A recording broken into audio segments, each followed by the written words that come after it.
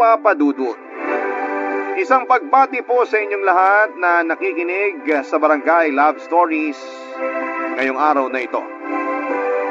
Tawagin niyo na lamang po ako sa pangalang Hasmin.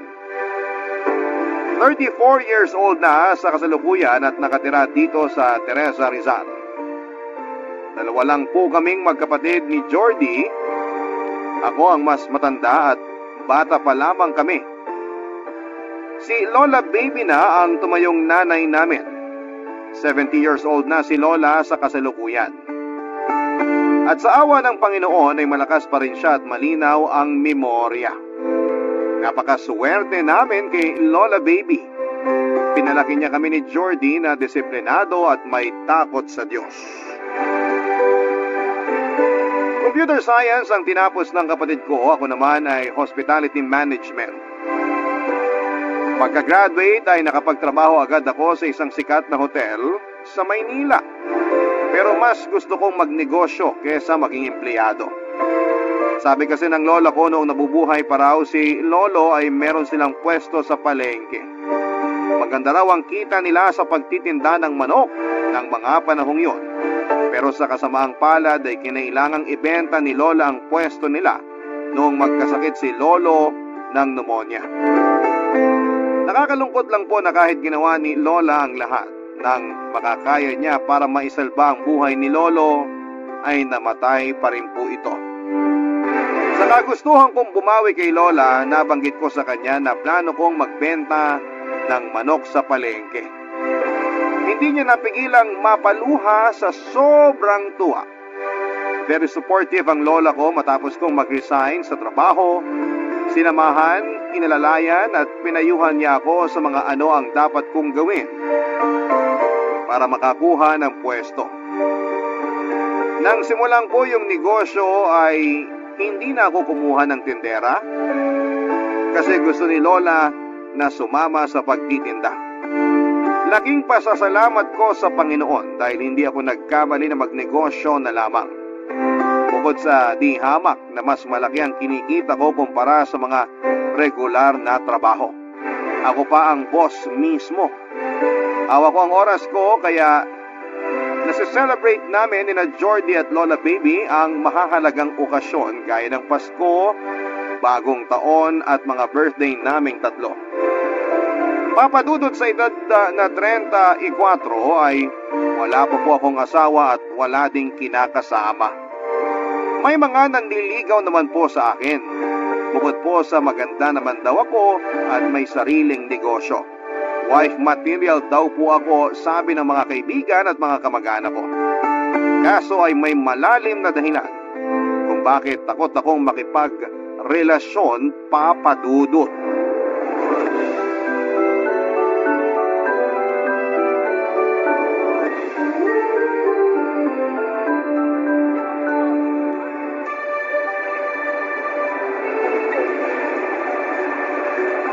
Ate, buti na lang kahit nasunog yung palengke dito sa atin. Nagawa ng paraan na magkapwesto kayo malapit sa may simbahan. Oo nga eh. Sa totoo lang, hindi ko alam ang gagawin kung hindi tayo nahanapan ng malilipatang pwesto. Dami rin namin pinagdaanan ni Lola bago maipundar yung pwesto na yon. Yung paglalakad pa nga lang ng mga papel, grabing pagod ding inabot namin. Tapos mawawala lang lahat ng pinaghirapan namin sa isang iglap. Ang masaklap pa, katatapos lang halos ng pandemya nung masunog yung palengke. Pero mabait ang Diyos sa atin, Ate Hasmin. Hindi niya tayo pinabayaan. Sinabi mo pa, si Lola talaga ang mas inaalala ko nun eh. Nalungkot siya ng sobra, halos hindi nga makakain tsaka makatulog sa kaiisip dun sa nangyari. Kaya nga, pero alam kong mas nag-alala si Lola sa'yo. Siyempre, mahal na mahal ka niya. Paboritong apo ka kaya ni Lola. Ano paboritong apo sinasabi mo? Walang ganun ano. Pantay lang ang pagmamahal ni Lola Baby sa ating dalawa. Biro lang. Alam ko namang pareho tayong mahal ni Lola. Te, malapit na pala tayo sa suki nating bakery. Hopya lang ba ang bibilin natin para kay Lola? Tingnan ko pa kung anong bago nilang tinapay na masarap para sa almusal at merienda. Balak ko sana magbawas ng kanin ngayon eh. Magda-diet ka talaga? Di ka naman mataba ah. Sino yung balak mong pagpa-sexy yan ha? Bakit May jowa ka na ba? Ayaw mo na bang tumandang dalaga? Uy, si ate, in lababo na. Tigilan mo nga ako sa pang-aasar mo. Wala akong jowa at wala akong balak magjowa. Wala naman kasing forever, no? Tsaka sakit sa ulo lang yun. Abala sa negosyo ko. Balang araw, te. Maniniwala ka rin sa forever. Hindi mo naman kailangang magmadali. Ang gusto ko lang naman maging masaya ka. Basta kapag may sinagot ka na sa mga manliligaw mo, ipakilala mo muna sa amin ni Lola, ha? Sabay naming kakaliskisan. Hindi ako papayag na lokohin ka lang at paiyakin ng kung sinong lalaki. Oo na po. Ikaw talaga minsan kung magsalita ka, parang ikaw pa yung mas matanda sa ating dalawa eh, no? Pinoprotektahan ko lang ang ate ko na maganda, matalino, mapagmahal, masipag. Ay, naku, ewan ko sa'yo, Jordy. Huwag mo na akong bolahin. Kung may kailangan ka, sabihin mo na. Ang sama mo naman sa akin, te. Wala naman akong kailangan. Totoo lahat ng mga sinabi ko. Teka, naaamoy mo rin ba yung naaamoy ko, ate? Oo, kanina pa. Amoy vanilla.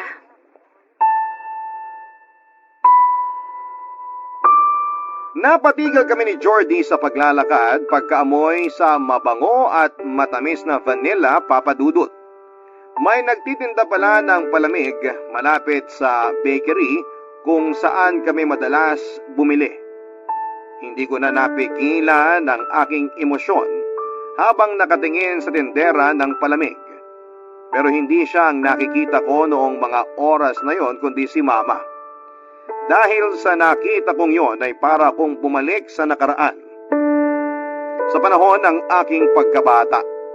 Masaya po ang childhood ko, papadudot. Marami akong naging kaibigan dahil malambing at mabait daw ako. Marahil ay dahil yon sa ipinakitang halimbawa ng parents namin. Napaka-sweet kasi nila Mama at Papa noon sa isa't isa. Consistent honor student po ako mula elementary hanggang high school. Sabi ni Lola na mana ko raw yung pagiging matalino ko kay Mama. Sayang nga lang daw dahil maaga siyang nag-asawa. Napakabata pa ni Mama nang ipinanganak niya ako. 18 pa lamang siya noon at 20 anyos naman si Papa. Dahil napakabata pa ng parents ko nang magpakasal sila ay napilitang maging mature at responsable agad si Mama. Matibay po siya, laban kung laban. Kayod kung kayod. Ginawa niyang lahat ng diskarte para makatulong kay Papa lalo na noong 2 na ang anak nila. Iniiwan kami ni Mama noon kay Lola para makapaglako siya ng banana Q, maruya, lumpia at iba pang mga merienda. Tandang-tanda ko pa noon. Sobrang aga niyang gumigising para i-ready ang mga ititinda niya. Tuwing umaga, nagigising ako sa amoy ng vanilla kapag nagtitimpla siya ng palamig. Gustong gusto ko yung amoy na yon, pati rin amoy ng pulburon. Yon ang amoy ng kabataan ko. Pinagbenta rin kasi ako ni Mama ng pulburon sa school namin noong grade 2 ako. Kaya lang ay hindi yun nagtagal dahil nalugi siya. Lagi kasing kulang yung inuuwi kong pera at nalula lang siguro ako sa dami ng bariyang hawak ko roon. Kahit sino naman sigurong bata na pinagbenta ng kung ano-ano ay malilito matapos dumugi ng mga kaklaseng gutom at sabik sa matamis na merienda. Lalo't hindi pa naman ako ganong kagaling mag-multitask ng mga panahong yon, papadudot.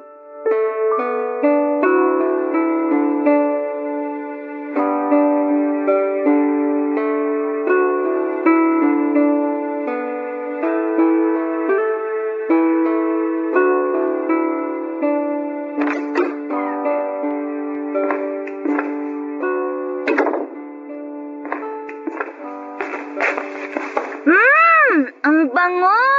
Amoy vanilla! Oh, Hasmin anak, andito ka na pala. Tamang-tama, nakahanda na tong merienda. Nagtitimpla po ba kayo ng palamig, Mama? Oo, nagtitimpla nga ako ng palamig. Nagluto rin pala ako ng banana Q para sa inyo ni Jordy. Wow! May banana Q rin! Thank you po! Ngayon lang po ulit kayo nagtimpla ng palamig. Namiss ko po yung amoy. Namiss ko rin po yung masarap na timpla nyo, Mama. Naku, pasensya na kayo nak ha. Naging busy na kasi si Mama sa pagtitinda ng mga bag at damit sa Tiangge. Mas malaki ang kinikita ko ngayon doon kesa nung nagbebenta pa ako ng merienda. Okay lang po yun, Mama. Naintindihan po namin. Pero, di po ba nakakapagod? Lumuluwas pa po kayo sa Maynila para bumili ng mga bag tsaka damit, tapos kayo rin po yung nagtitinda? Ayos lang si Mama, kaya wag ka nang mag-alala, anak. Para naman yun sa pamilya natin. Kahit nakakapagod, masaya ako kasi natutulungan ko ang papa niyo sa mga gastusin dito sa bahay. Basta mag-aaral lang kayong mabuti ni Jordy at maging mabait palagi. Masaya na kaming dalawa ng tatay niyo. Nag-aaral po kaming mabuti, tsaka hindi rin po kami pasaway. Ma, gusto ko pong tumulong sa inyo sa pagtitinda. Salamat anak, pero mas mabuti kung magpo-focus ka na muna sa pag-aaral mo. Kaya na ni Mama yung pagtitinda. Pero gusto ko pa rin pong tumulong, Ma. Kahit tuwing Sabado lang po tsaka Linggo. Napag-usapan na po namin ni Jordy yung tungkol doon, Ma. Tatapusin po kaagad namin yung mga homework namin para po may oras po kaming tumulong sa inyo. Pero Hasmin... Sige na po, Ma. Para naman po makatulong kami sa inyo kahit konti. Sigurado po dadami yung benta nyo kasi cute kami ni Jordy eh. Matutuwa po sa amin ng mga customer. Ang babait talaga ng mga anak ko at ang kukulit din. Siyempre po, nagmana kami sa inyo eh. Ganon? Namana nyo sa akin yung kulit nyo? Hindi po, Ma. Yung bait lang. Yung kulit kay Papa namin namana. Mabuti na yung malinaw. Pagkatapos nyo magmerienda, gusto nyo akong tulungang magbilang ng mga bag mamaya? Sige po. O siya, hubarin mo na yung uniforme mo. Magpalit ka na muna ng pambahay, anak. Pagkatapos, tawagin mo na yung kapatid mo para makapagmerienda na tayo. Hindi na masarap tong palamig kapag natunaw na ang yelo. Masarap pa rin po yan, Ma. Basta po timpla nyo, kahit po matunaw yung yelo. Naku, talaga namang nambola pa tong anak ko. Sige na, tawagin mo na si Jordy. Pagkatapos nating magbilang ng bag mamaya, magluluto naman ako ng hapunan. Siguradong gutom na ang papa niyo pagdating niya mamayang gabi. Oo nga po pala, no? Sige po, Ma. Magbibihis lang po ako tapos tatawagin ko na po si Jordy. Miss ko na rin po yung pag-aagawan namin sa luto niyong merienda.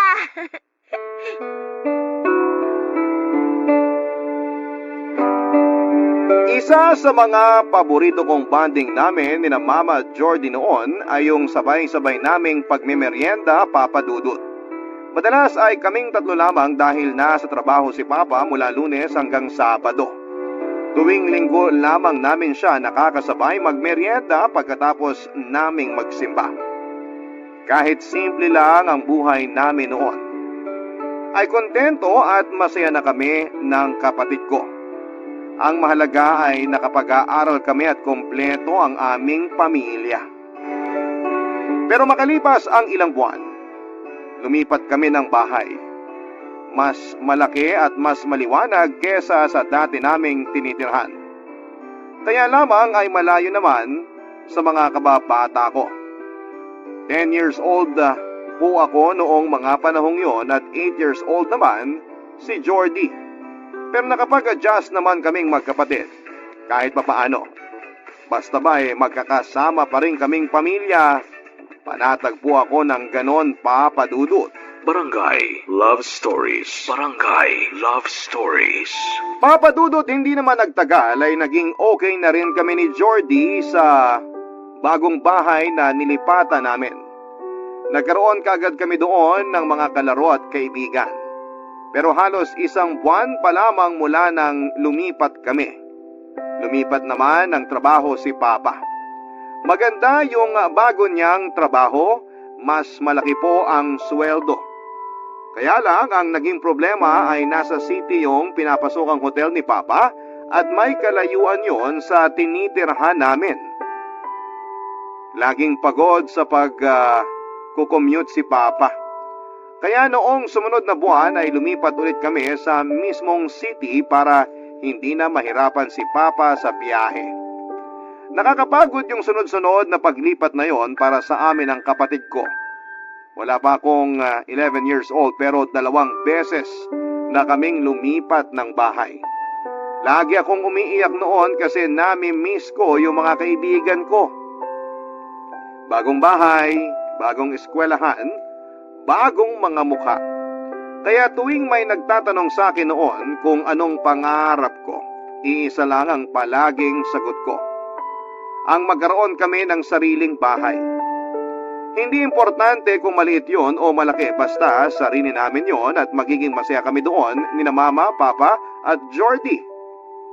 Pero ang maganda po sa huling nilipatan namin, malapit lamang yon kina Lola. Isang sakay lang ng jeep. Nandun na kaagad kami sa bahay nila. Masaya kami ni Jordy kasi halos linggo-linggo na naming nadadalaw ang aming Lola baby, Papa Dudut.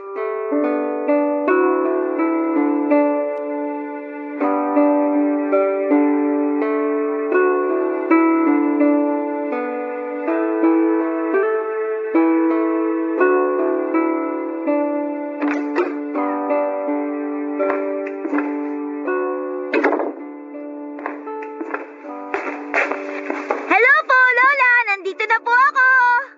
Wow! Ang bango naman po ng niluluto nyo. Ano po yan?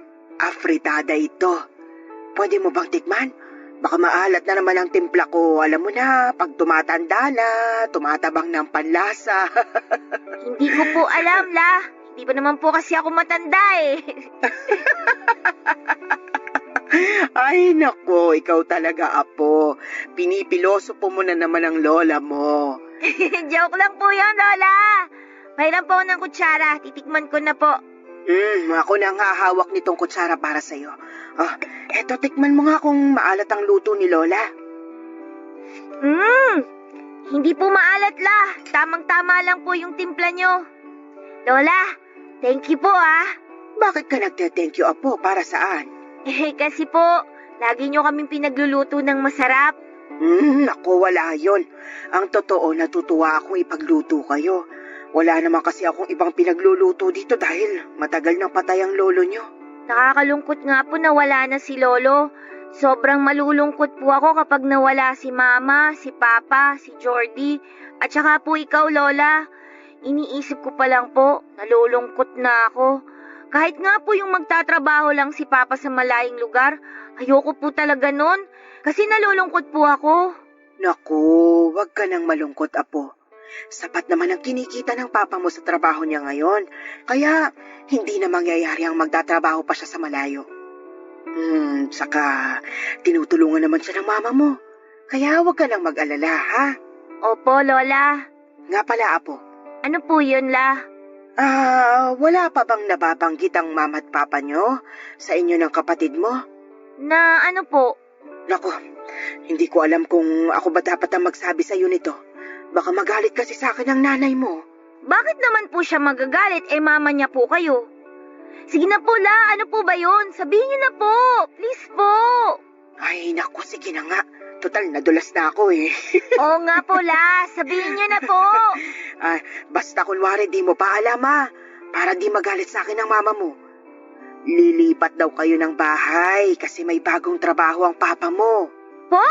Na naman? Shh, huwag kang maingay. Saan naman po kami lilipat? Lola naman eh. Dito. Dito po? Dito po sa inyo? Kasama nyo? Oo. Lola, saya-saya ko po! Pero baka mahigit 1 taon pa bago kayo makalipat dito. Mag-iipon pa raw kasi sina Christina at Javier ng pampatayo ng bahay eh. Mahigit 1 taon pa? Tagal naman. Sandali na lang yun, Hasmin. Mabilis ang takbo ng panahon. O siya, basta kunwari hindi mo pa alam Sige, tulungan mo na ako maghain para makakain na tayo. Sige po. Pero alam niyo po, La, ang saya ko po dun sa bagong nilipatan namin. Talaga? Hindi mo ba namimiss ang mga pinsan at ang mga kaibigan mo sa dati niyong tinitirhan? Namimiss po. Pero okay lang, kasi pwede naman po kaming mag-text, Lola eh. O basta, dapat may control ka sa pagte-text ha. Baka naman doon na maubos ang oras mo, di ka na makapag-aral ng maayos. Hindi po, La. Promise po, nag-aaral po ako lagi. Mas gusto ko pong mag-aral kaysa mag-text. Yan ang apo ko. Pero bakit mo nga pala nasabing masaya ka dun sa bagong bahay na nilipatan niyo? Ano bang nagustuhan mo ron? Mamaya ako na po kukwento sa inyo pagkatapos po ng tanghalian. Lola, sana po talaga hindi na kami lumipat ulit. Masaya na po kasi ako sa bagong school ko eh. Mababait po lahat yung mga kaklase ko. Pero dahil dito naman pala kami lilipat, edi okay lang po sa akin. Mas gusto ko po dito, Lola. Kasi palagi ka na po naming makakasama.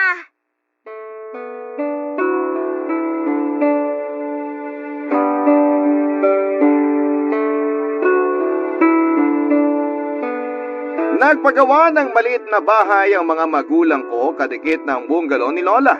Ilang buwan lang ang nakalipas, Papa Dudut. Para tuloy naging duplex yung dalawang magkadikit na bahay at mas maliit lang yung sa amin. Dahil pangarap kong magkaroon kami ng sariling bahay, okay na yon sa akin ng mga panahong yon.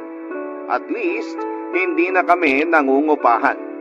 Excited kami ni Jordy noon na simulan ang bagong buhay namin sa bahay na yon ni Lola. Lumipat man ulit kami ng bagong eskwelahan ay nagkaroon ng mga bagong kaibigan at nakisalamuha sa mga bagong muka ay ayos lang. Lalo na't kasama namin si Lola. Tuwing weekend ay sumasama kami ni Jordy kay Mama para tulungan siya sa pagtitinda ng bags at mga damit sa tiangge. At gaya ng pangako namin sa kanya ay tinatapos muna namin lahat ng uwi naming assignment galing sa school para sa susunod na linggo. Ayaw naming maging pabigat sa mga magulang namin kaya talagang nagsikap kaming pagbutihin ang aming pag-aaral. Gusto naming magkapatid na masuklian ang lahat ng sakripisyo nila. Mabigyan lang kami ng maginhawang buhay. Pero habang lumalago ang negosyo ni Mama ay doon naman nagsimula yung pagbabago ni Papa. Madalas pagka-uwi namin galing sa pagtitinda ay wala siya sa bahay. Gabi na siyang umuuwi at lasing na lasing pa. Hindi namin alam kung saan siya pumupunta at kung sinong mga kainuman niya. Papa Dudut.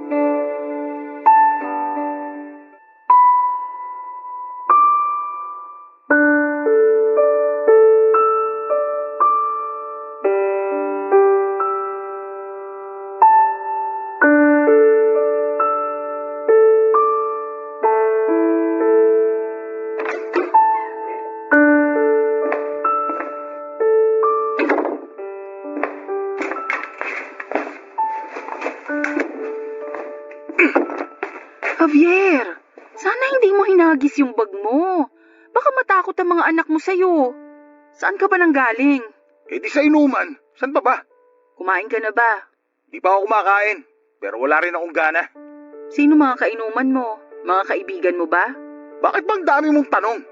Pinapakailaman bakit ako saan nagpupunta pag ginagabi ka ng uwi? Alam mo kung saan ako nagpupunta. Nagtitinda ako sa tiangge kasama ng mga anak natin. Nagtitinda? Katarantaduhan. Bakit? Kulang ba kinikita ko para sa pamilya na to? Hindi naman sa ganun. O yun naman pala eh. Bakit ka pa nagtitinda? Simulat sa pool, ako na nagtatrabaho para sa pamilyang to, Christina. Nagtitinda-tinda ka na dati pa, pero barya lang kinikita mo. Yun bang kinagagalit mo?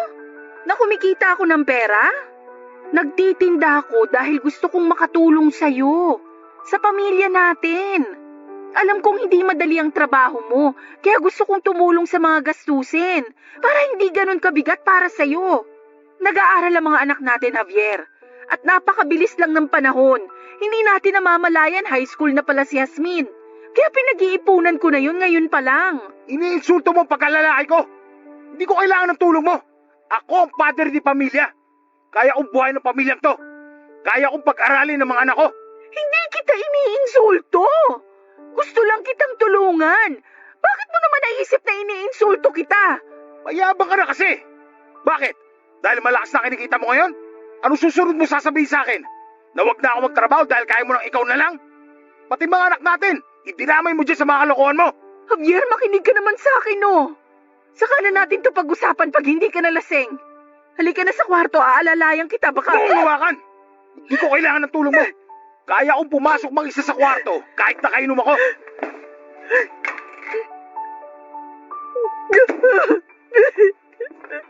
Mama? Jasmine, anong ginagawa mo dito, anak? Akala ko tulog ka na. Lumabas po ako nung narinig ko na lumabas kayo ng kwarto ninyo. Nagtago po ako sa may lababo. Mama, narinig ko po kayo ni Papa.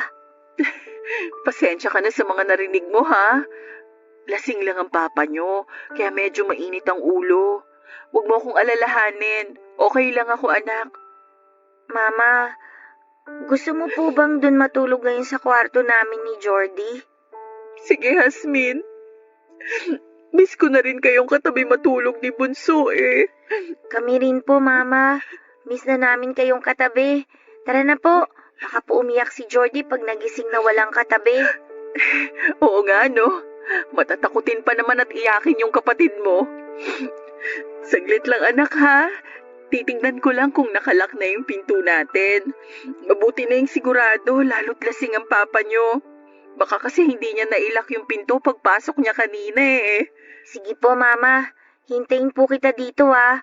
Gusto ko po sabay tayong papasok sa kwarto.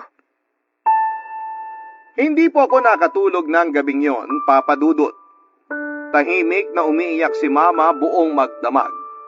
Awang-awa po ako sa kanya noon kaya hindi ko rin napigilang mapaiyak. Kagaya ni Mama ay tahimik lang din na lumuluha ako habang nakahiga. Mabuti na lamang at nakatalakbong ako ng kumot kaya hindi halatang umiiyak din po ako. Nagkunwari na lamang po akong tulog na parang hindi mag-alala sa akin si Mama. Hindi ko alam kung anong nangyayari sa papa namin kung bakit po siya nagkaganon. Wala naman pong masama sa ginagawa ng mama ko noon. Gusto lang po niyang makatulong kay papa pero sa halip na matuwa at magpasalamat kay mama ay naggalit pa ang tatay namin sa kanya. Nalungkot po ako at nasaktan dahil nasaksihan ko kung paano sigawan at awayin ni papa si mama. Akala ko pa naman kapag lumipat kami kina Lola, mas magiging masaya ang pamilya namin. Pero taliwas po sa inaasahan ko ang mga nangyari noon, Papa Dudut. Barangay Love Stories. Barangay Love Stories.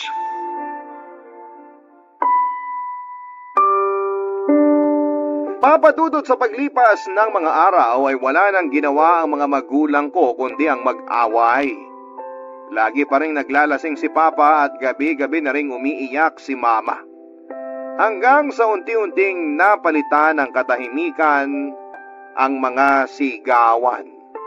Napagod na siguro sila na mag-away kaya mas pinili nilang huwag na lamang mag-usap. Kahit kami ni Jordy ay naiilang at natatakot na rin noon kay Papa. Tuwing nasa bahay siya, takot na takot kaming gumawa ng kahit na anong ingay.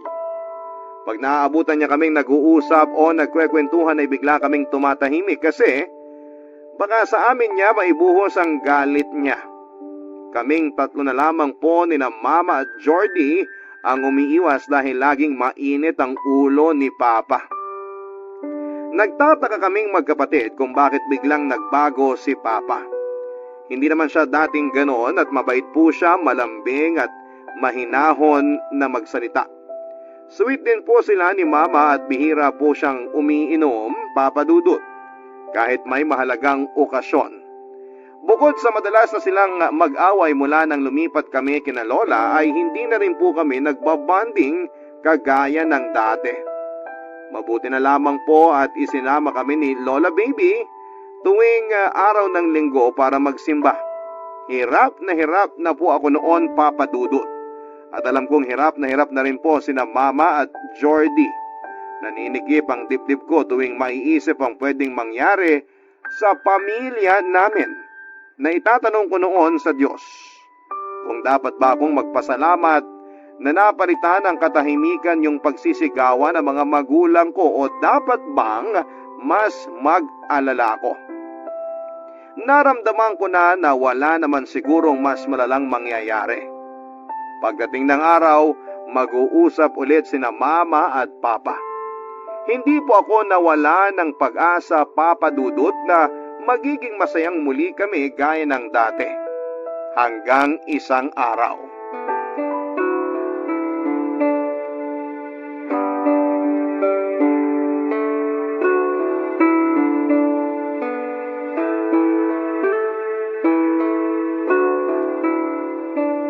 Anak, maupo ka muna rito sa kama.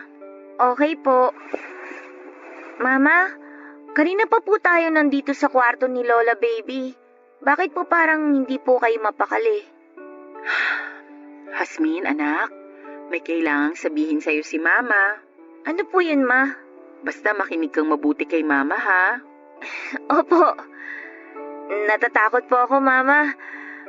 Maghihiwalay na po ba kayo ni Papa? Naku, hindi anak. Bakit mo naman naisip yan? Hindi kami maghihiwalay ng papa nyo. Iba ang sasabihin ko sa'yo. Ano pong sasabihin nyo?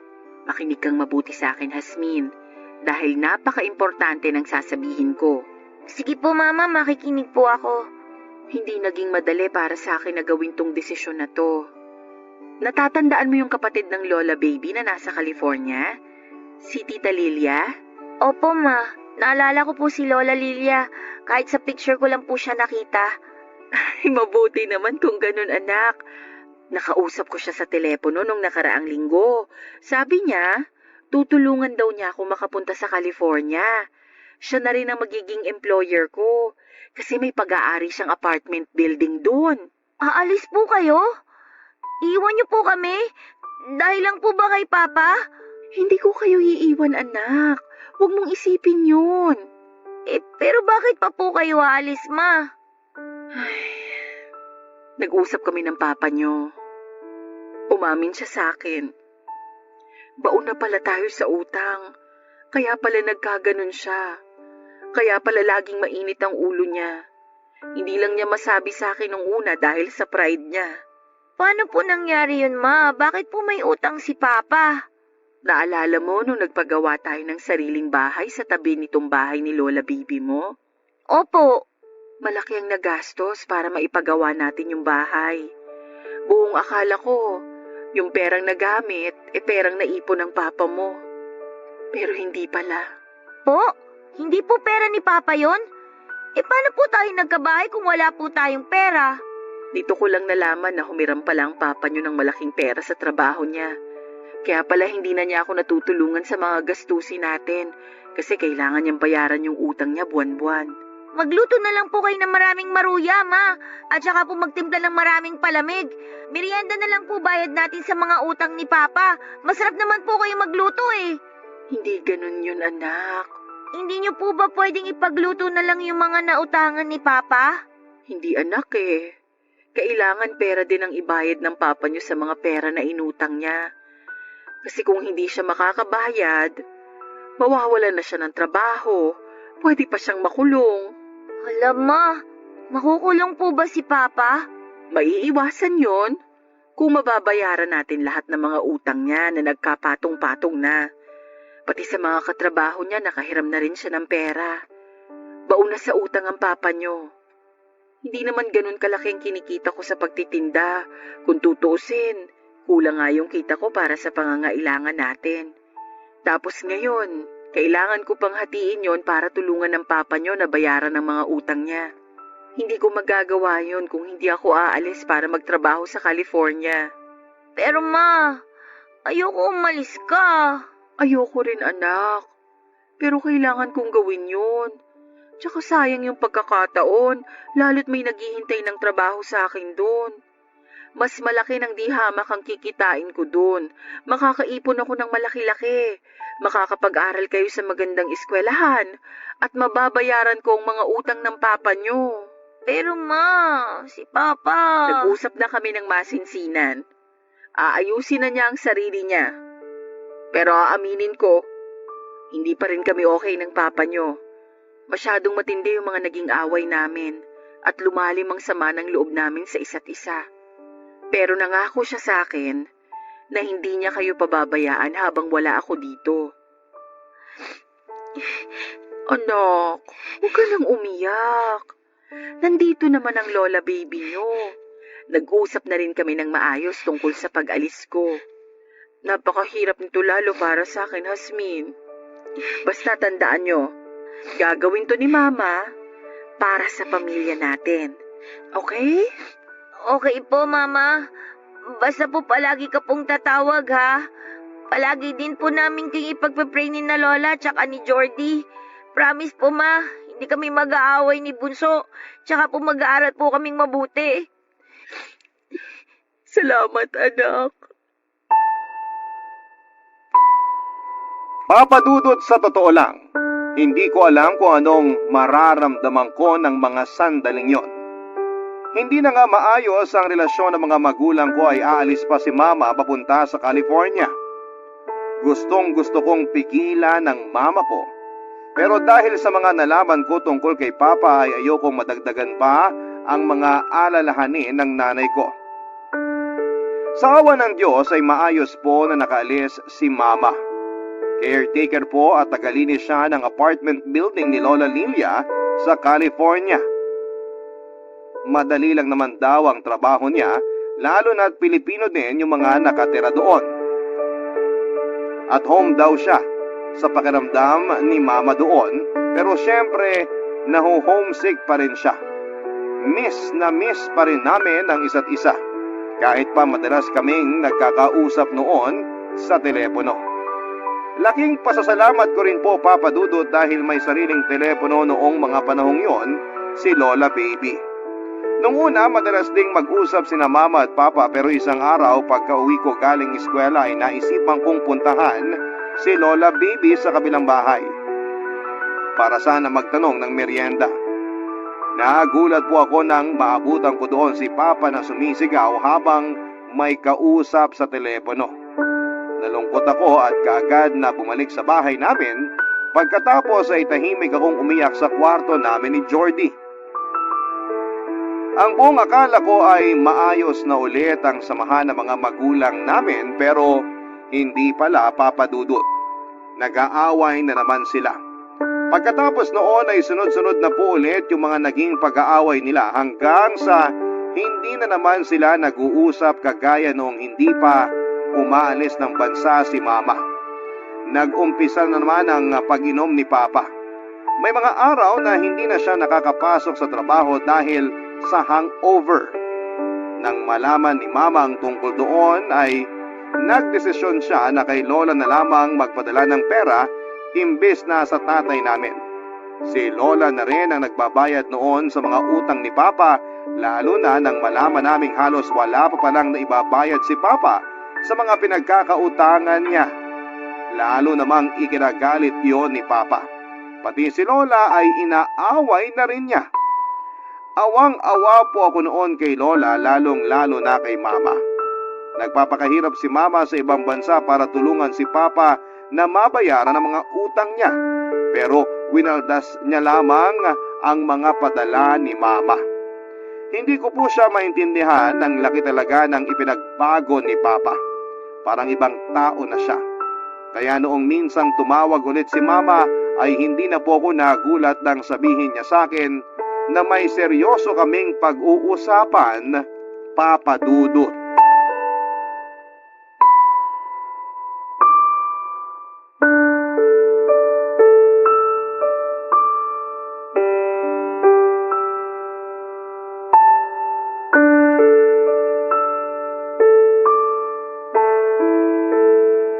Anak, makinig kang mabuti sa sasabihin ko.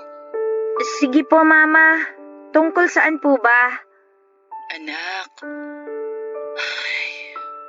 Mama, sige po, sabihin niyo na po. anak, sorry pero... Ay, parang alam ko na po kung anong sasabihin niyo, Ma. Gusto niyo na pong hiwalayan si Papa?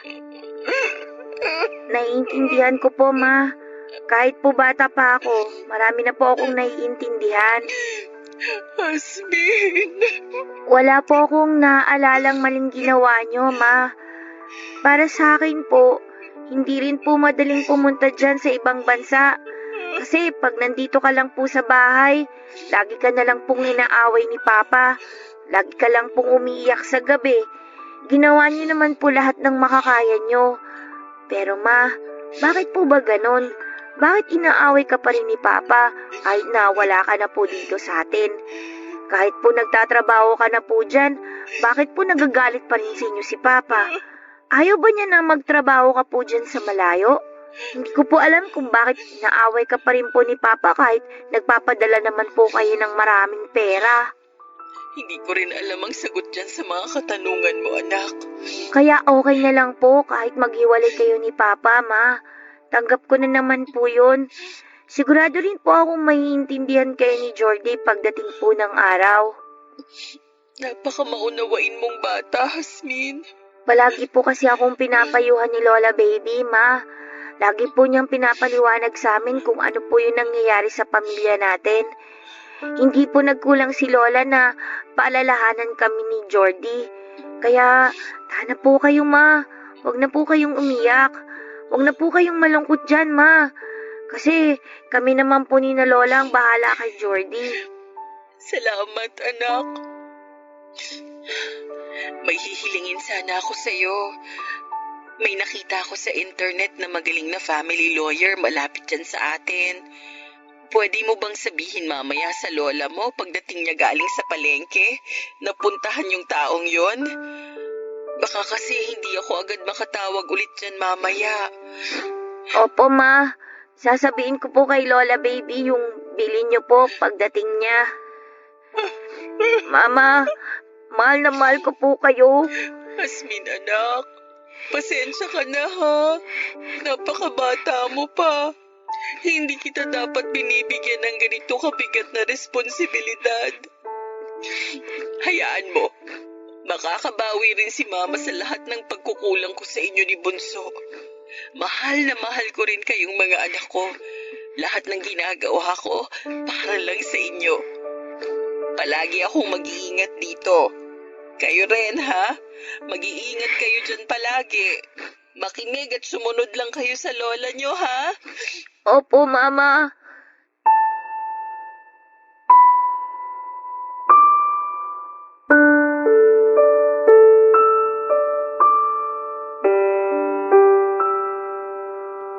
Noong makuha po ni Lola ang Certificate of Finality of Annulment, ay doon lang nag-sink in sa akin na hiwalay na talaga ang mga magulang ko.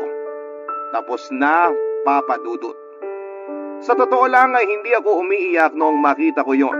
Hindi ko po alam kung naging manhid na ba ako o kung ano. Pero wala akong mahugot na emosyon mula sa puso ko. Ang naramdaman ko noon ay para akong lutang at para akong nawawala at hindi alam kung saan ako susunod na pupunta. Mabuti na lamang po talaga dahil palaging nasa tabi namin ni Jordy si Lola Baby para alagaan kami at gabayan. Sa patnubay ni Lola ay tumuloy ang buhay. Papa Dudut, 24 na taon na ang lumipas. Pero sariwa pa rin ang lahat sa akin, sa aking alaala yung mga naganap. Nung araw na yon, kung kailan kami bibili ni Jordy ng tinapay sa bakery, ay hindi ko napigilan ang emosyon ko habang ginugunita ko ang masaya at mapait na kabataan namin. Na-trigger yon noong amoy ng vanilla na isinali noong ale sa lalagyan habang nagtitimpla ng palamig. Kasabay ng mga alaala ay bumalik din yung naramdaman kong sakit at pangungulila sa mga panahong masaya at buo pang pamilya namin. Bumalik sa akin yung mga alaala ko sa lahat ng mga bahay na tinirhan namin ng isang bagsakan. Biglang humampas sa akin na parang malakas na alon yon. At muli ko ring naalala yung pangarap ko noong bata pa ako na magkaroon ng pamilya at sariling bahay. Natupad po yun dahil sa pagsisikap ni Mama. Kaya nga lang ay hindi na buo ang pamilya namin, pero alam nyo, Papa Dudut, thankful na rin po ako na nakalaya si Mama sa toxic na relasyon nila noon ni Papa. Ayaw man niyang ipakita sa amin ni Jordy ay alam kong hirap na hirap siya emotionally sa mga nangyayari sa kanila ni Papa ng mga panahong hindi pa sila naghihiwalay. Pero kahit naman po nagsimula na kami ng bagong buhay na wala si Papa, hindi pa rin namin siya pinabayaan. Kahit nahiwalay na sila ni Mama ay lagi pa rin kaming dumadalaw ni Jordy sa kanya at sa bago niyang pamilya. Tatay pa rin namin siya sa kabila ng mga naging pagkukulang niya noon sa amin. Nagpasya si Mama na dito na kami magpatayo ng bagong bahay sa Teresa kasama si Lola. Pumayag din siya na doon na lang tumira sina Papa sa dating bahay ni Lola. Si Mama naman po, Papa Dudut, ay citizen na sa California dahil sa tulong ni Lola Lilia. Hindi na siya nag-asawa ulit at ibinuhos na lamang ang atensyon at oras niya sa aming tatlo nina Jordy at Lola.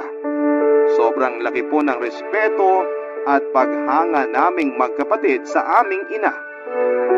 Kung may negatibong naidulot man sa akin ang nangyari sa pamilya namin, na hanggang ngayon ay dala-dala ko pa rin, yun po ay yung takot kong pumasok sa isang relasyon. Na-trauma po ako sa naging hiwalayan ng parents namin. Okay na ako na meron akong naipundar na mga negosyo, Papa Dudut. Bukod po pala sa pwesto namin ng manok sa palengke ay nagkasundo rin kami ni Jordy na magbukas ng mga computer shop. At sinubukan din namin ang pagtitinda ng milk tea. Balak niyang mag-resign na sa trabaho niya para makapag-focus na sa pagmamanage ng mga negosyo namin. Hindi masamang maghangad ng komportableng buhay, ngunit kung makakamit natin yon sa maling paraan, laging may ganti ang kapalaran, Papa Dudut. Kaya naman kapag may pangarap tayo ay pagsikapan natin yon ng husto. Ikaw kabarangay, may gusto ka bang makamit sa buhay na ito? Dear Papa Dudut, kapag hindi ka kayang tratuhin ng tama ng isang lalaki, may iba pang gagawa noon para sa iyo. Naniniwala po ako doon dahil napatunayan ko na ang bagay na yon. Pero bago ko ikwento ang life story ko ay magpapakilala muna ako sa mga kabarangay natin. Itago niyo na lamang po ako sa pangalang Merela, 30 years old at taga Quezon City. Avid listener po ako ng Barangay Love Stories at lagi kong minamarathon ang mga kwento ninyo online, mapa YouTube man or Spotify. Nalilibang kasi ako at nakaka-relate sa mga pinagdadaanan ng mga kabarangay natin. Laki po ako sa hirap pero may utak naman ako. Mataas po ang pangarap ko sa buhay at sa sarili ko. Isa na doon ang makapagtapos ng kolehiyo. Kaso hindi agad ako nakapag-college kasi kinailangan kong magtrabaho ng full-time nung graduate ako ng high school, Papa Dudut. Namatay kasi si nanay kaya napilay po ang pamilya namin. Kay tatay naatang ang paghahanap buhay at responsibilidad sa aming 5 magkakapatid. Bali panganay po ako at hindi ko kayang pagsabayin ang pagkukolehiyo at pagtatrabaho kaya pansamantala ko munang isinantabi ang pag-aaral. Mekaniko sa talyer ang tatay ko at nagtatrabaho naman ako bilang sales lady sa isang mall ng ilang taon hanggang sa nakaipon at nakakuha ng scholarship sa isang university sa lugar namin. Nasa 2 taon na po ako sa college nang huminto ako dahil nabuntis po ako ng boyfriend kong si Estoy, Papa Dudut. Malaking dagok po sa akin ang nangyari, pero aminado kong ginusto ko rin naman ang mga nangyari. Kaya pinangatawanan ko na lamang ang bagay na yon. Simula noon ay nag-live-in na kami ni Estoy habang nagtatrabaho siya sa isang 24 hours na lugawan at karinderya bilang cook at service crew. Maliit lamang po ang kita ng kinakasama ko tapos nagkaroon ulit kami ng isa pang anak. Gayon pa man ay hindi ko pa rin nakakalimutan ang pangarap kong makapagtapos sa kolehiyo kaya ginawa ko ang lahat para matupad yon. Kinausap ko ng masinsinan si Estoy at napapayag ko siya na mag-aral ako ulit. Nag-enroll po ako sa ibang college matapos kong makakuha ng scholarship at doon ko pinagpatuloy ang naantala kong kurso. Gabi po ang klase ko at sa araw naman ay inaasikaso ko ang 2 anak namin, Papa Dudut.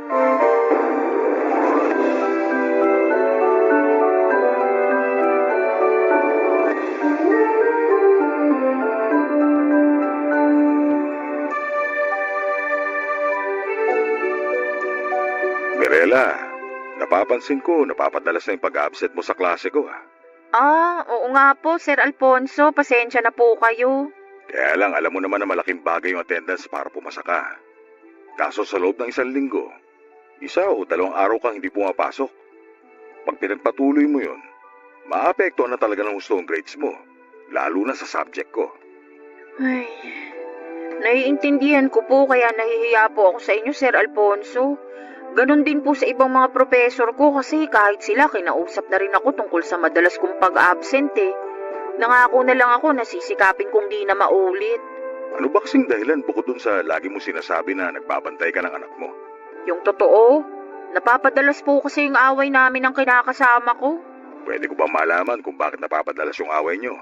Yun kung ayos lang naman. Ayos lang naman po pero nakakahiya kasi sabihin. Huwag ka nang mahiya. Malay mo, mapayuhan kita. Kaya sige na, sabihin mo na.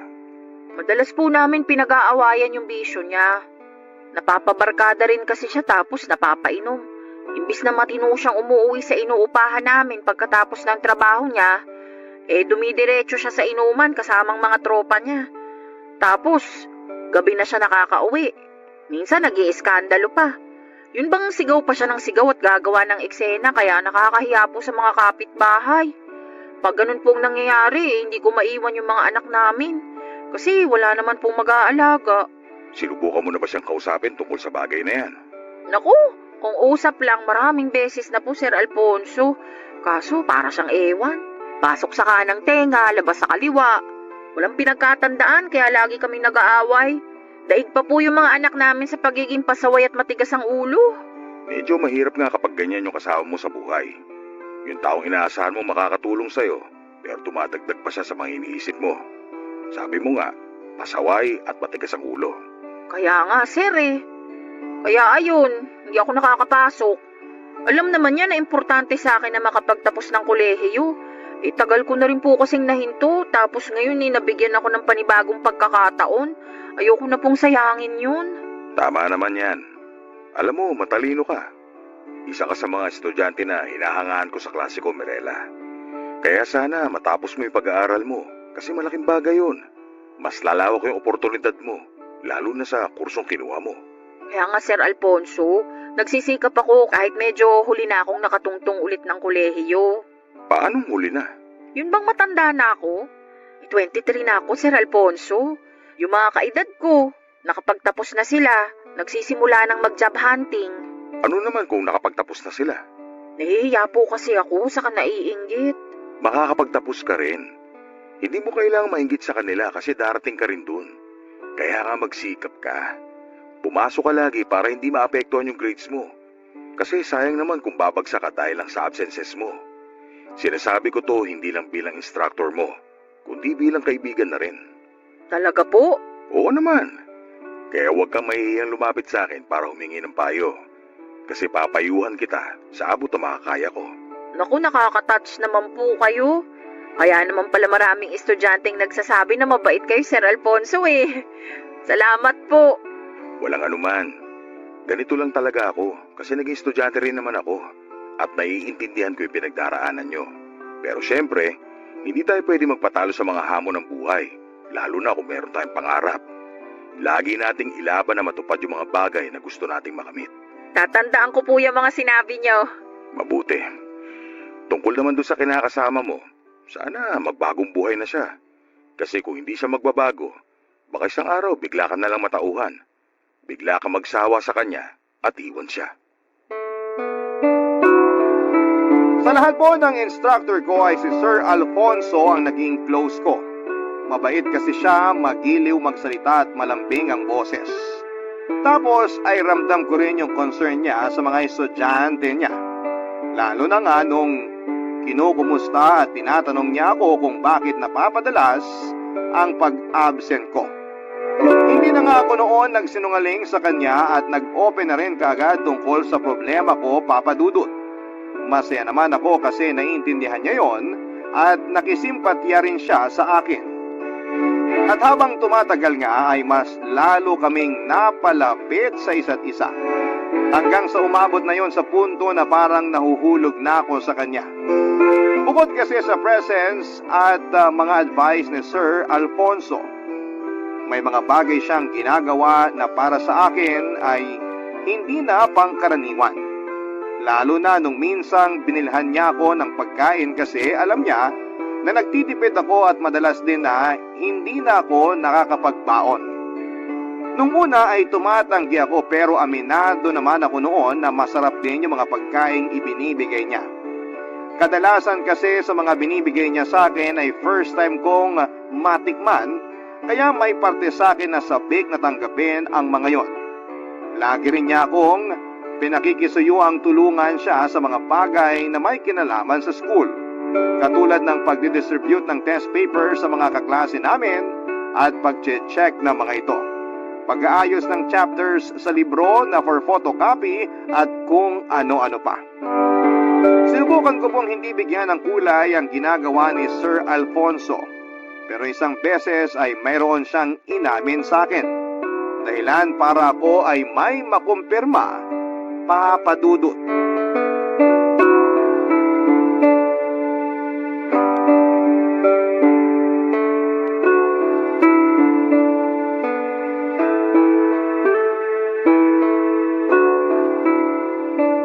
Salamat sa pagpapaiwan mo, Mirela. Dahil sa tulong mo, mabilis nating natapos yung pag-check ng test papers at pagre-record ng scores nyo. Malapit na rin kasi yung deadline ng pagpapasa ng grades. Kaya salamat ulit, ha. Wala yun, Sir Alfonso. Ganito talaga pag tumatanda na, buhabagal na sa pagkilos. Hindi pa naman po kayo mabagal kumilos. Saka hindi po kayo mukhang matanda. Nambola ka pa. Hindi po pambobola yun, Sir. 50 na ako. Ay, pero hindi po halata. Mukha po kayong nasa 30s pa lang. Binubola mo talaga ako eh. Sige ka, malapit na ako maniwala niyan. Maniwala po kayo. Saka di lang naman po ako yung nagsasabi na mukha kayong bata. Bukang bibig din po yun ng mga kaklase ko. Talaga? Kaya pala parang pinagchichismisan nila ako nung isang araw. Narinig ko kasi yung pangalan ko nung dumaan ako sa koridor. Tapos nakasalubong ko ilan sa mga kaklase mo. Di hata nila ako napansin. Yun nga po yun, Sir. Mukha po talaga kasi kayong bata. Siguro ang gwapo niyo po nung binata kayo. Medyo, sabi ng misis ko. Nax, ang swerte naman po ng misis nyo. Paano mo naman nasabi? Eh kasi mabait na kayo. Tapos gwapo pa. Kung ganyan lang sana si Estoy, hindi na sana ako laging nangungunsumi sa kanya. Kaso hindi eh. Gwapo lang talaga siya pero ang sakit sa bangs. Kung ako kay Estoy, magpapakatino na ako. Kasi baka iwanan mo ako. Naku, mahal ko po siya kahit ganun yun, Sir. May gusto nga pala akong sabihin sa'yo. Ano po yun? Huwag ka sana magugulat sa sasabihin ko, ha? Ay hindi ko po maipapangako. Depende po sa sasabihin nyo. Pero wag naman po sana tungkol sa bagsak kong grades. Hindi yung tungkol doon. Ibang bagay ito. Ano po yun? Ano kasi Mirela eh. Nagugustuhan na kita. Po? Gusto nyo ko? Oo, pero hindi bilang estudyante ko. Higit pa ron. Pero, Sir Alfonso, Alam ko naman bawal kasi nga estudyante kita. hindi lang po dahil estudyante ninyo ko. Hindi po yun pwede kasi may asawa at mga anak na kayo. Tungkol dyan, matagal na kaming hindi okay ng misis ko. Hindi na nga kami magkasama sa isang bahay. Kasal pa kami pero magkahiwalay na. Bakit naman po? Kasi may iba na siyang gusto. At doon siya nakatira sa lalaki niya. Mag-iisang taon na rin. Pumayag po kayo? Nung una, hindi. Pero napagod na lang ako makiusap at magmakaawa sa kanya na ako yung piliin niya. Hindi na raw niya ako mahal at nakahanap na siya ng iba. Kaya ayun, pinayagan ko na sila mag-live-in. Ang sakit naman po nun. Medyo, pero ano pa bang magagawa ko? Hindi ko po alam ang sasabihin ko, Sir. Okay lang, huwag mo nang alalahanin yun. Naikwento ko lang kasi naitanong mo. Maayos naman pakikitungo ko sa kanya kasi siya pa rin ang nanay ng mga anak namin. Kaya malaya pa rin siya nakakabisita sa bahay namin at nakakasama ang mga anak namin. Hindi ko sila pinagdadamot sa mama nila. Totoo nga po talaga na mabait kayo. Pero tungkol po dun sa inamin nyo, Sir, alam nyo naman pamilyado na rin ako, hindi ba? May kinakasama na ako at may 2 na akong anak. Oo, alam ko pero nakikita ko nawawalan ka na ng gana sa kinakasama mo. Puro problema lang naman binibigay niya sa'yo, hindi ba? Pero mahal ko po si Estoy. Mahal mo nga ba o pinagtsatsaga mo lang siya makasama? Oh, kita mo na. Sir Alfonso naman. Magkaiba yung mahal mo sa pinagtsatsagaan mo lang. Kung gusto mo, sa akin ka na lang. Kilala mo naman ako. Kung ako pipiliin mo, wala ka nang aalalahanin pa. Hindi ko po inaasahan yung confession ni Sir Alfonso, Papa Dudut. Pero hindi naman ako noon nag-isip ng masama dahil kahit ako ay unti-unti na rin nahuhulog sa kanya. Ang kaso ay komplikado dahil pamilyado na siyang tao. Kasal pa rin sila ng asawa niya kahit hiwalay na at may mga anak na siya na halos kaidaran ko pa. Kaya inisip ko na baka nabibigla lamang siya sa mga sinasabi niya dahil nga may problema sila ng misis niya. Pero mukhang seryoso po talaga siya sa nararamdaman niya para sa akin. Gusto ko po sanang maniwala sa sinasabi niya na wala na akong dapat alalahanin. Pero hindi pa rin ako mapanatag ng mga panahong yon dahil meron na akong kinakasama at may mga anak na rin. Kaya naman sinantabi ko muna yung nararamdaman ko para kay Sir Alfonso at nagpa siyang ipagpatuloy na lamang ang casual naming student-professor relationship. Pero siya pa rin talaga yung palagi kong nakakausap at nahihinga ng payo kapag nagkakalabuan kami ni Estoy. Siyang nagko-comfort sa akin at nagpapasalamat ako sa Diyos dahil lagi naman siyang nandun para sa akin, Papa Dudut. Pansamantala kong nakakalimutan ang bigat na mga pinagdadaanan namin sa buhay ng kinakasama ko. Noong ko naisip na sana ay si Sir Alfonso na lamang ang una kong nakilala at hindi si Estoy, na wala namang ginawa kundi ang bigyan ako ng sakit ng ulo ng mga panahong yon na kami ay nagsasamang dalawa, Papa Dudut. Buti na lang at nandyan si Sir Alfonso, Papa Dudut. Barangay Love Stories. Barangay Love Stories. Mabait naman po si Estoy lalo na ng mga unang taon ng pagsasama namin bilang magkasintahan. Hanggang sa magsama na nga kami, Papa Dudut. Yon ang dahilan kaya nagustuhan ko siya at aminado ako na mahal ko siya, Papa Dudut. Pero nagbago siya. Noong nagkaanak na kami at doon na rin lumabas ang tunay niyang ugali. Sabi ng mga matatanda, malalaman mo raw yung totoong kulay ng isang tao kapag nagsama na kayo sa isang bubong. Napakakalad po sa bahay ni Estoy. Kung anong linis ko sa bahay ay siya namang duminya at burara, Papa Dudut. Kaya nga minsan ay hindi ko na mapigilang magbunganga dahil kahit pagod na ako sa pag-aasikaso, sa mga anak namin ay hindi man lang niya ako tinutulungan. Lagi niyang dinadahilan na pagod siya sa trabaho, kaya mas gusto na lamang niyang magpahinga, Papa Dudut. Bukod pa doon ay kulang din siya sa diskarte. Kontento na lamang siya sa kinikita niya. Marami siyang pangarap pero hanggang doon na lamang yon. Bahala na raw kung matupad o hindi ang mga pangarap niya. Basta ang mahalaga ay nangangarap siya. Kaya nga nagpursige ako makapag-aral at ginustong makapagtapos para may marating naman ako sa buhay ko. Kung pareho kami ng mindset ay pareho din kaming hindi makakausad. Sa paglipas ng mga araw, unti-unti po noong nababawasan ang pagmamahal ko kay Estoy at napupunta yon kay Sir Alfonso, Papa Dudut.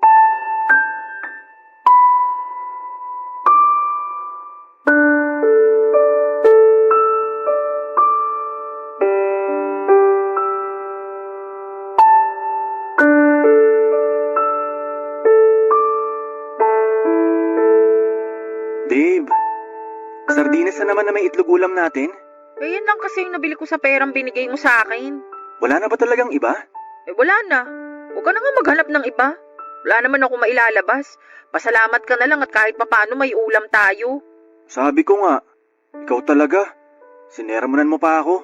Eh, ang kulit mo kasi. Eh, kumain ka na. Nasaan yung mga bata? Natutulog pa. Mamaya ako nagigisingin para kumain. Bakit ang sungit mo? Hindi ako masungit. Eh ano yan? Ano yan? Kumukunot yung noo mo. Tapos nagsasalubong yung kilay mo. Nagsusungit ka eh. Ewan ko sa'yo, Estoy, ang dami mong napapansin. Huwag ka na kasi masungit. Sige ka, papangit ka niyan. Eh kung nagpapatawa ka, pues hindi nakakatawa. Kumain ka na nga lang dyan. Dami mo pang sinasabi.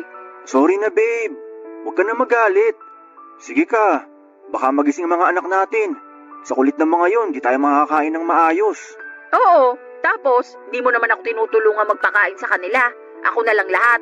Ikaw nandun sa sala, nanonood lang ng TV o kaya natutulog sa sopa. Mirela naman, tinutulungan naman kita sa ibang gawaing bahay ah. Sige nga, ano yung mga sinasabi mong tulong? Ako yung nag-igib ng tubig para sa pagbabanlaw mo ng mga labahan natin. Yun lang? Pinagmamalaki mo na yon? Oo, mahirap kaya magbuhat ng timbang may lamang tubig. Mabigat din yun ah. Mukha nga bigat na bigat ka eh. Laging natatapon yung laman, kaya pagdating nung timba, kalahati na lang yung lamang tubig. O sige, bukod doon, ano pang naitulong mo? Ako naguhugas ng pinggan. Oo, ikaw nga. Pero ginagawa mo lang yun kapag galit na ako at malapit ko ng ibato sa mukha mo yung mga plato. Eh, ikaw na yun. Kesa naman sa walang ginagawa, di ba? Ewan ko sa'yo. Kailangan pa talaga na magalit ako para lang kumilos ka.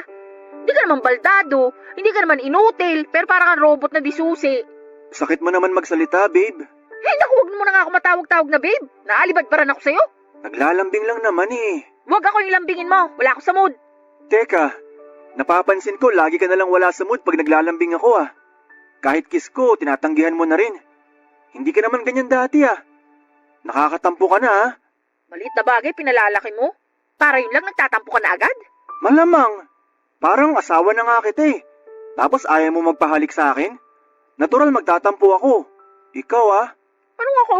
baka may iba ka na, kaya nanlalamig ka na sa akin. Yung utak mong nilalamig kaya kung ano-anong naiisip mo. Wala akong iba, baka ikaw ang meron. Kung magkakaroon naman ako ng iba, sana noon na... bakit ka na mamalo? Nagtatanong ka pa talaga? Kumain ka na nga lang dyan. Totoo naman yung sinasabi ko. Alin sa mga sinabi mong totoo? Yung sa pagkakaroon ko ng iba. Noon pa lang sana, kaso mahal nga kita. Kaya, pahalik na ako, babe. Halika mo mukha mo, nakakabwisit ka. Grabe, sungit. May dalaw ka ba? Baka gusto mo talampakan kung dumalaw sa mukha mo. Alam ko, Papa Dudut, na may mga pagkukulang din ako kay Estoy, pero sana ay alam niya rin noon yung mga pagkukulang niya sa akin. Pero sa nakikita ko na mga panahong yun ay parang hindi niya naman yon nararamdaman. Sarili lamang niya ang iniisip niya, Papa Dudut. At lagi niyang pinagsasawalang bahala yung nararamdaman ko.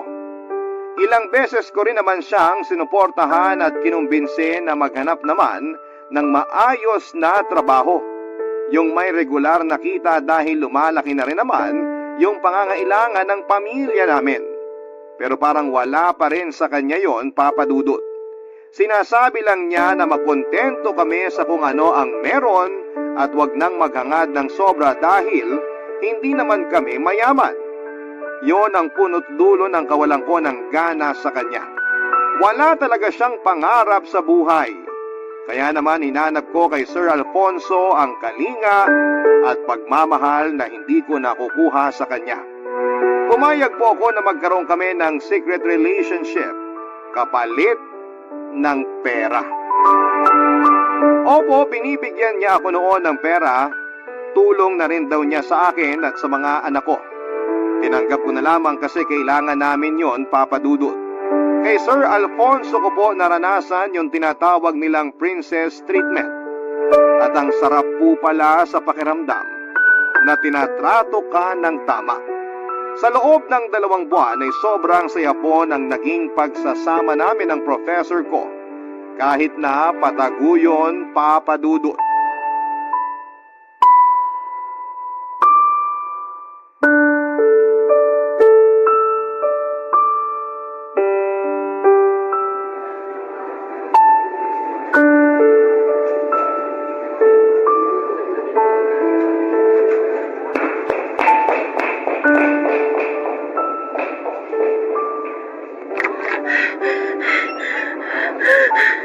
Sir Alfonso, Mirela, anong ginagawa mo rito? busy po ba kayo? Hindi naman. Bakit? May sasabihin po kasi ako. Ha? Teka, maupo ka nga muna. Mukhang importante yan ah. Ganun nga po, sir. Ano ba yung sasabihin mo? Kasi po, hindi pa po kasi ako dinadatnan ngayong buwan kaya medyo nag-aalala na ako. Bukod po doon, nakakaramdam din ako ng pagkahilot, naduduwal ako tuwing umaga. Kaya nagdesisyon na po ako na mag-PT. Ano naman resulta nung nagpiti ka? Positive po. Ano? Buntis po ako. Anak niyo po tong pinagbubuntis ko. Teka. Inulit mo ba yung piti? Baka kasi akala mo buntis ka pero hindi naman pala. Inulit ko na po. 2 beses ako nag-PT pero ganun pa rin ang resulta. Positive pa rin po. Buntis po ako. Ay, nalinti ka na. Ano pong ibig niyong sabihin? Hindi ka pwedeng mabuntis. Kasi pag nalaman niya na misis ko, baka... Baka ano po? Teka, ano naman pong pakialam ng misis niyo rito hiwalay na kayo? ano kasi, may kailangan din akong sabihin sa'yo. Ha? Ano yan? Bakit matapos kong sabihin na buntis ako, may sasabihin ka rin? Huwag kang sumigaw. Baka may makarinig sa'yo. Oh, huwag kang umiyak. Pasensya ka na talaga.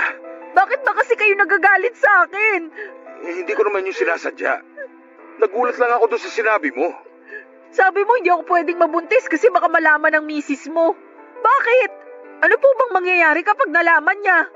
Nagkabalikan na kami, Mirela. Pasensya ka na kasi hindi ko nasabi sa'yo kaagad. Kailan pa po? Magdadalawang linggo pa lang naman. Kaya pala lagi kayong may kausap sa cellphone nyo tapos lagi kayong nakangiti. Yun naman pala okay na kayo ng misis nyo. Asawa ko pa rin siya. Nanay pa rin siya ng mga anak ko. Pero paano ako? At yung magiging anak natin? Sa totoo lang, hindi ko alam. Hindi ko alam kung paano na to ngayon. Ayoko nang masira ulit kami ng asawa ko. Mahal ko siya. Di ako makapaniwala na mahal mo siya ulit ng ganun lang. Eh ano ko? Para usan? Hindi naman sa ganon. Ganun na rin yun. Kunwari pa kayo ginawa nyo lang akong kabit. Minahal kita pero hindi kita kayang panagutan. Pati na yung bata yung pinagbubuntis mo. Kaya sana maintindihan mo. Hindi ko po kayo maiintindihan. At kahit ano pang gawin yung paliwanag, hindi ko maiintindihan yung panloloko nyo sa akin. Ginawa nyo akong tanga. Sa una pa lang naman, alam naman natin na komplikado yung relasyon na meron tayo. Kaya sana hindi ka na umasa na lalalim yun ng gusto. Hindi naman sana ako aasa kung hindi nyo sinabing mahal nyo ako eh. Mahal pa rin naman kita pero mas mahal ko yung asawa ko. Sana maintindihan mo yun. Pero paano na yung magiging anak natin? Alam niyong lagot ako kay Estoy pag nalaman niya na buntis ako ng ibang lalaki. Ipalaglag mo na lang yung bata. Ano sabi niyo? Mali naman kasi talaga na nabuhay ang batang yan. Kaya ipalaglag mo na lang. Total, dugo pa lang naman yan. Komplikado na yung sitwasyon. Kaya huwag mo nang palalain pa. Hindi po ako makapaniwala sa sinabi ni Sir Alfonso na hindi niya kayang panagutan ang dinadala ko dahil mas magiging komplikado lang ang lahat, Papa Dudut. Hindi ko maiwasang magalit dahil sa kapa niya yon sinabi kong kailan nagbunga na ang lihim naming relasyon. Kasabay noon ay hindi ko na rin naitago yung pag-aalala ko dahil baka malaman ni Estoy na pinagtaksilan ko siya, Papa Dudut. Natakot ako sa pwede niyang gawin sa akin o sa mga anak ko. Ayoko pong may mangyaring masama sa amin. Doon ko naisip na ipapahamak lamang ako ng batang nasa sinapupunan ko. Kung hindi kasi siya nabuo, hindi magiging magulo ang lahat. Naisip ko rin na hindi pa ako handang magkaanak ulit sa pangatlong pagkakataon dahil mas lalo noong mahahadlangan ang mga pangarap ko na makapagtapos ng pag-aaral at umasenso sa buhay. Kaya naman kahit na masakit, Papa Dudut, ay pumasok na sa isipan ko noon na ipalaglag na lamang ang bata. Tulad ng sinabi ni Sir Alfonso. Alam kong mali at malaking kasalanan ang naisip kong gawin, Papa Dudut. Pero nilamon na ako ng matinding takot ng mga panahong yon. Barangay Love Stories. Barangay Love Stories. Desidido na sana ako noon na ipalaglag ang batang dinadala ko. Pero biglang nagbago ang desisyon kong yon nang mapadaan ako sa may simbahan. Sakto pa na may misa na mga oras na yon, Papa Dudut. Pumasok ako at nakipag-usap sa Diyos para humingi ng tawad sa malaking kasalanan na naisip kong gawin. Sakto na nagbimisa kaya pumasok ako at doon po ako humingi ng tawad sa Diyos dahil sa mga naisip ko. Nagdasal po ako at sinabi ko sa kanya na hindi ko na pagpaplanuhang sakta ng bata na nasa sinapupunan ko, Papa Dudut. Parang natauhan ako pagkatapos ng misa kaya nagpasya ako na ipagpatuloy na lamang ang pagbubuntis. Nagawa ko pa namang itago yon sa lahat dahil hindi pa naman kalakihan ng tiyan ko. Iniwasan ko na rin si Sir Alfonso matapos ang sinabi niya sa akin nung huling beses kaming magkausap. Dismayado ako sa kanya dahil sa inasal niya. Naniwala ako na siya yung pinakaunang poprotekta sa akin at sa magiging anak namin, pero hindi niya yon nagawa, Papa Dudut. Naduwag siya. Malakas lang ang loob niya na gumawa ng kalokohan pero hindi naman pala niya kayang panagutan. At kahit na ano pang dahilan niya ay wala na akong pakialam pa. Hindi naman ako humiling ng kasal sa kanya. Ang gusto ko lang ay sustentuhan niya kami ng anak ko. Mahal ko siya pero alam kong imposible ang relasyon namin lalo na't komplikado ito. Kapag nalaman pa ng mismong eskwelahan yung namamagitan sa amin ay may posibilidad na matanggalan siya ng lisensya na makapagturo. Dahil sa mga aksyon ko ay nag-alala rin po si Sir Alfonso. Kaya kinulit niya akong makipagkita sa kanya para makipag-usap, Papa Dudut.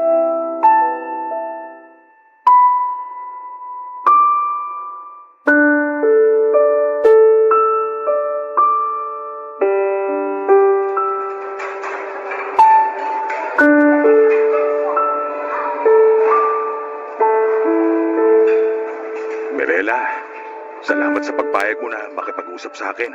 Eh, ang kulit nyo kasi. Akala ko ba tapos na tayo? Ano ka mo? Pwede ba, Sir Alfonso? Huwag na kayong magtanga-tangahan dyan. Di ba ang sabi nyo nagkaayos na kayo ng misis nyo? At sinabi nyo rin na mas mahal nyo siya kaysa sa amin ng baby ko. Ibig sabihin nun, tapos na tayo. Doon na kayo sa pamilya nyo. Huwag ka naman ganyan, oh. Anong wag akong ganyang pinagsasabi ninyo? Huwag mo naman ako ipagtabo yan. Ano pong gusto nyong gawin ko? Yakapin kita at makipagharutan sa inyo? Oo, yakapin mo ako. Kasi mahal pa rin naman kita. Ang kapal din naman ng mukha nyo, no? Makapal na kung makapal. Pero nagsasabi lang ako ng totoo. Nakalimutan nyo na ba yung sinabi nyo sa akin? Sabi nyo, mali na nagkaanak tayo at wag na rin akong umasa na lalalim pa yung relasyon natin.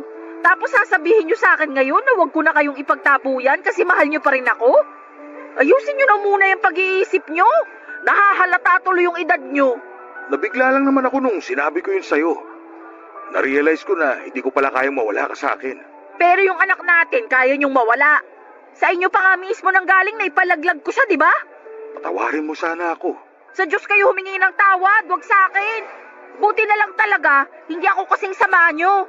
Kung hindi, baka nakagawa pa ako ng bagay na pagsisisihan ko rin sa huli. Ibig sabihin, hindi mo pinalaglag yung baby natin? Baby ko. Baby ko lang to kasi nga ayaw mo naman sa kanya, di ba? Ako pa rin ang tatay ng batang yan. Huwag mo naman ipagkait sa akin na maging ama ulit. Paano ko nga ibibigay yung karapatan na kilalanin kang ama ng batang to kung ginusto mo siyang mawala? Babawi ako. Susustentuhan ko ang anak natin. Ako nang bahala sa kanya. Sa inyo. Please, Mirela. Bigyan mo pa sana ako ng isa pang pagkakataon para patunayan yung nararamdaman ko sa'yo. Mahal ko kayo na magiging anak natin. Mahal ko rin naman po kayo pero natatakot ako. Kahit na ayoko nang ipalaglag tong baby natin, hindi ko pa rin alam kung paano ko sasabihin kay Esto yung tungkol dito. Sa ngayon kasi, kaya ko pang itago to kasi hindi pa naman halata yung tiyan ko. Pero paano pag lumaki na to? Isa lang yung paraan na naiisip ko. Makipaghiwalay ka kay Estoy. Tapos iuwi kita sa probinsya namin sa Javier Leyte. May matitiran kayo doon. Naayos ko na lahat. Doon na kayo tumira na magiging anak natin. Nasisiraan na ba kayo ng ulo? At talagang desidido na kayong gawin akong kabit? Hindi mo na rin namamahal si Estoy. Kaya bakit nakikisama ka pa sa kanya?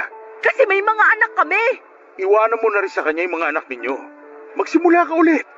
Magsimula tayo na magiging anak natin. Kaunting pagsasakripisyo lang naman yung gagawin mo. Tapos hindi mo na ulit mararanasan maghirap. Hindi ako mayaman, pero gagawin kong lahat para mabigyan kayo ng komportabling buhay. Sige na, Mirela. Pumayag ka na. Diba, mahal mo naman ako? Seryoso ba kayo sa gusto nyong ipagawa sa akin? Gusto nyong iwan ko ang mga anak namin ni Estoy? Magkakaanak na rin naman tayo eh. Siya na lang yung mahalin mo at alagaan. Hindi naman mahirap gawin yun. Demonyo ka? Hindi ko akalain na masasabi mo yan. Gusto mo talaga na iwan ko ang mga anak ko para sa'yo? Hoy, para sabihin ko sa'yo, wala akong balak na maging kabit habang buhay. Ayokong ikahiya ko ng mga anak ko. Matagal pa naman bago mangyari yun. Mapaghahandaan pa natin. Kaya pa naman natin itago ngayon eh. Hindi natin maitatago yung totoo. Kaya ngayon pa lang, tapusin na natin to para hindi na lumala yung gulo. Kung makikipag-iwalay ka sa akin, malalaman ni Estoy na nangaliwa ka.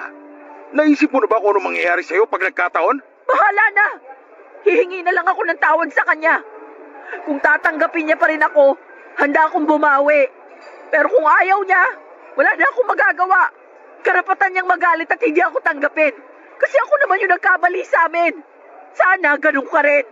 Sana handa ka rin panagutan yung nagawa mong pagkakamali. Papa Dudut, plano ko na sanang tapusin noon ang namamagitan sa amin ni Sir Alfonso. Pero nakiusap siya sa akin na huwag kaming maghiwalay dahil hindi niya raw kakayanin. Nalilito po ako sa kanya noon kasi ayaw naman niya akong panagutan noong una. Pero ayaw niya rin akong palayain. Sa huli ay nakipaghiwalay na rin ako sa kanya. Ayoko na kasing dagdagan pa yung pagkakasala ko sa mata ng Diyos at sa batas ng tao dahil sa ginawa namin. Nagkasundo na lamang po kami ni Sir Alfonso na susustentuhan niya ang batang dinadala ko pero wala kaming pagsasabihan na siya ang ama. Pero hindi namin inaasahan na natunugan pala ng asawa niya ang tungkol sa pagkikita namin. Sinundan siya nito at nahuli kami sa akto na magkasamang kumakain. Gulat na gulat po kaming pareho, Papa Dudut, lalo nung galit nitong hinablot ang buhok ko para sa bunutan. Inawat po kami ni Sir Alfonso pero wala rin siyang nagawa kasi pinagtulungan na ako ng mag-ina niya. Sumunod din pala ang anak nilang babae ng gabing yon kaya wala po akong kalaban-laban sa kanila, Papa Dudut. Inawat kami ng mga crew sa naturang fast food chain na kinakaroon na namin. Ilang sandali lang matapos yon ay namalayan ko na lamang na dinudugo na pala ako. Natakot pa ako noon at ganoon din si Sir Alfonso kaya dali-dali niya akong dinala sa pinakamalapit na ospital. Kaya lang, huli na ang lahat. Dahil sa nangyari ay tuluyan na akong nakunan.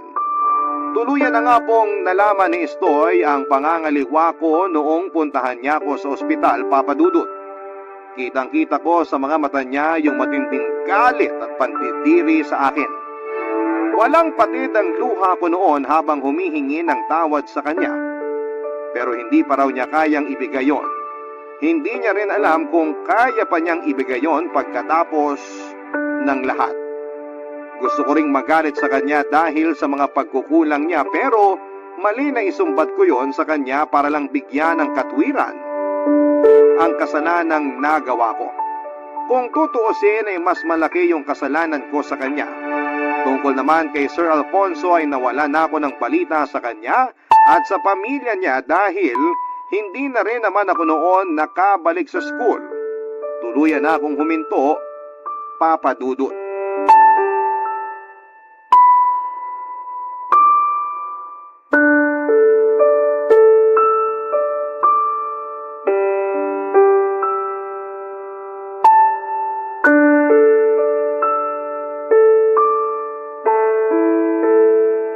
Estoy, tama na yung pag-inom mo.